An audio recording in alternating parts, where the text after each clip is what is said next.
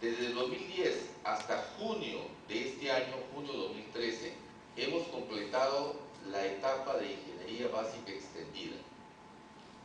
En junio de 2010, la contratista técnica reunida nos ha entregado los expedientes de ingeniería básica extendida y nos ha entregado una propuesta de monto de inversión a firme, ¿no? Un monto de inversión que alcance el nivel de clase 2, es decir, una precisión que está en el orden de más o menos 10 a 15% y que permite tomar decisiones, ¿no? Esa propuesta nosotros ya la hemos sometido a una nueva revisión de factibilidad, hemos actualizado la evaluación de factibilidad del proyecto y hemos creado un modelo económico financiero corporativo de Petroperú que incorpora esta inversión, y nuestro asesor principal en el tema económico financiero, que es GovIDE, ha presentado, ha sostenido una serie de reuniones junto con nosotros ante el Ministerio de Economía y Finanzas para, digamos, presentar nuestro modelo, nuestra evaluación económica del proyecto. Nosotros hemos recurrido al Ministerio de Economía y Finanzas por el tema de deuda pública, porque Petroperú pertenece al Estado, y en este tipo de proyectos cuya construcción va más allá de un año, el proyecto tiene 4 años para la construcción. Por ese tema hemos recurrido al Ministerio de Economía y Finanzas para que nos apruebe el endeudamiento, que ponga nuestro proyecto en la lista de endeudamiento público, que es un tema totalmente diferente al financiamiento. El financiamiento del proyecto es una responsabilidad de Petroperú, y los resultados que hemos obtenido de la evaluación económica dicen que el proyecto es rentable. Los flujos de caja vistos por el COFIDE y luego por el Ministerio de Economía y Finanzas, que ha hecho una evaluación ácida, ellos le llaman así, evaluación ácida, que significa ir a un escenario pesimista. Ellos han concluido que el proyecto, los flujos de caja del proyecto pagan la inversión, ¿no? Entonces, en esta parte tenemos como conclusión de que el proyecto es rentable, lo hemos demostrado, y el 26 de julio de este año hemos presentado al Ministerio de Economía y Finanzas nuestra solicitud para resolución ministerial de deuda pública. A la fecha estamos esperando. No tenemos una respuesta formal del Ministerio de Economía y Finanzas. Nos hemos enterado a través de la prensa, y bueno, todos lo hemos visto en la televisión, que el ministro de Economía y Finanzas ha declarado que para que el proyecto sea incluido en el endeudamiento público en los 4 años se requiere una ley específica. Eso no está previsto en ningún mecanismo. Es una opinión del ministro de Economía y Finanzas, pero en todo caso Petroperú está a la espera de esa decisión política.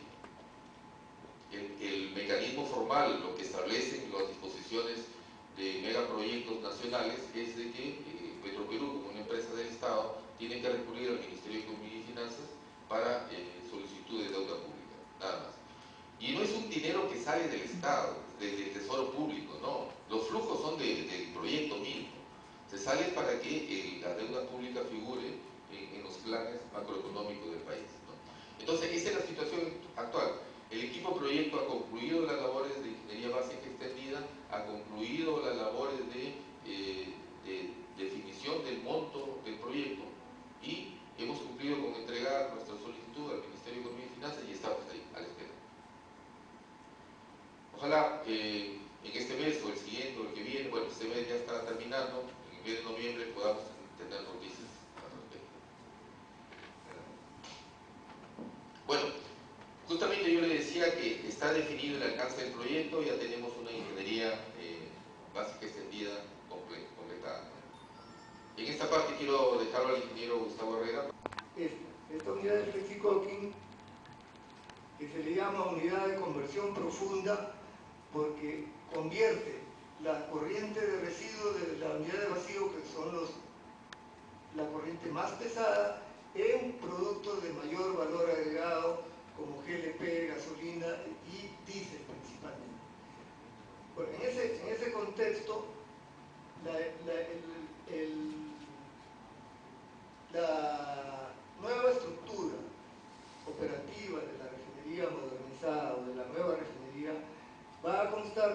de una unidad de destilación primaria de mayor capacidad que la actual.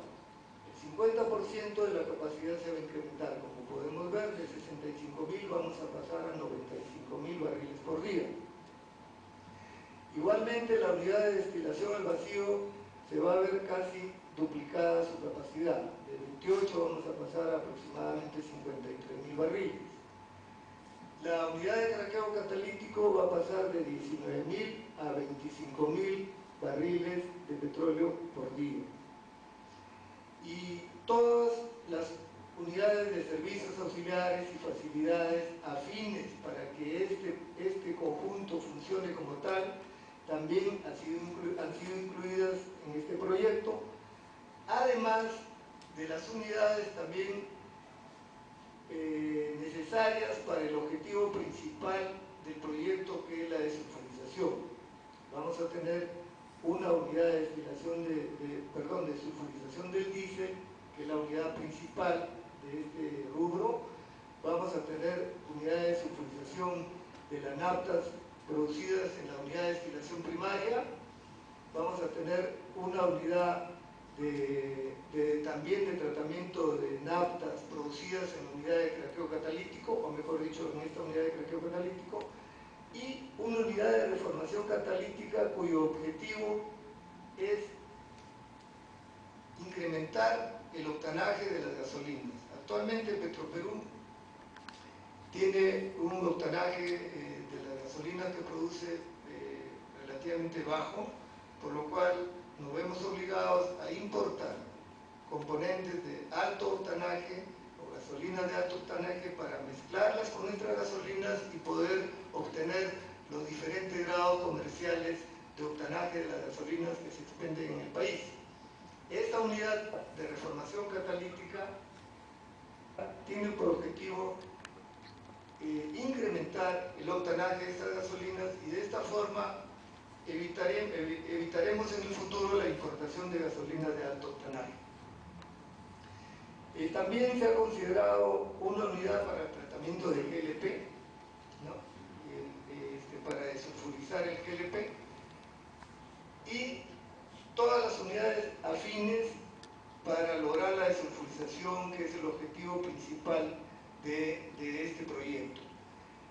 La desulfurización de los combustibles, para la desulfurización de estos combustibles, llámese diésel y gasolinas, se utiliza una forma que es la más efectiva, la más difundida, la más económica, que consiste en inyectar hidrógeno a estos combustibles para extraerle el azufre en forma de gas sulfídrico. Este gas sulfídrico posteriormente es convertido a ácido sulfúrico mediante otra unidad de tratamiento de estos gases azufrados.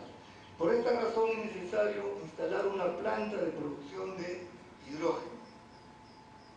Esta unidad de Flexicoking habíamos dicho que es la unidad que convierte los residuos más pesados de los procesos de refinación en productos valiosos. Y además produce un coque. Aproximadamente el 30% de producción de esta unidad es coque. El coque es carbón. Entonces, ese carbón se va a utilizar en el proyecto para, a su vez, generar un gas de bajo poder calorífico que se llama flexigas. Y este flexigas, a su vez, se va a utilizar para generar energía eléctrica y vapor. Esta es la unidad precisamente de cogeneración que tiene una capacidad aproximadamente de generación de 100 megawatts de energía eléctrica y aproximadamente 350 toneladas al día de vapor. Según los estudios que ha hecho Benchmarking, la complejidad aproximadamente se va a incrementar 3 veces. De la complejidad, de los índices de complejidad actuales en 3 veces a los índices del proyecto cuya configuración vemos en esta presente vista. Bueno, lamentablemente no se cuenta con el puntero. Bueno, es de la unidad de crudo, habíamos visto 95.000 barriles.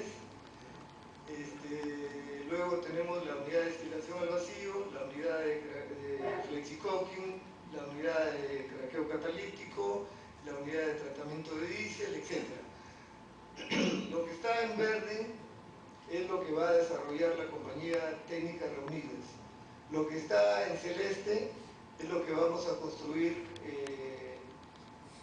Petroperú directamente, y lo que está de color amarillo son los servicios que se van a ofrecer a la inversión privada.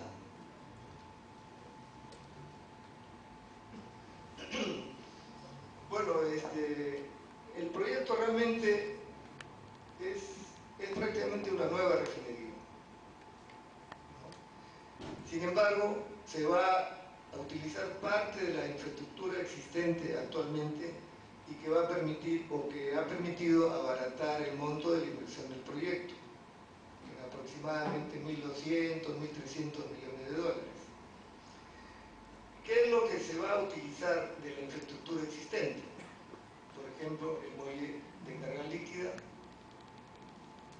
el terminal submarino, la multiboya de crudo. Se va a utilizar parte de los equipos de la actual unidad de destilación primaria. Se va a utilizar todo el patio de tanques de almacenamiento de crudo y productos, principalmente.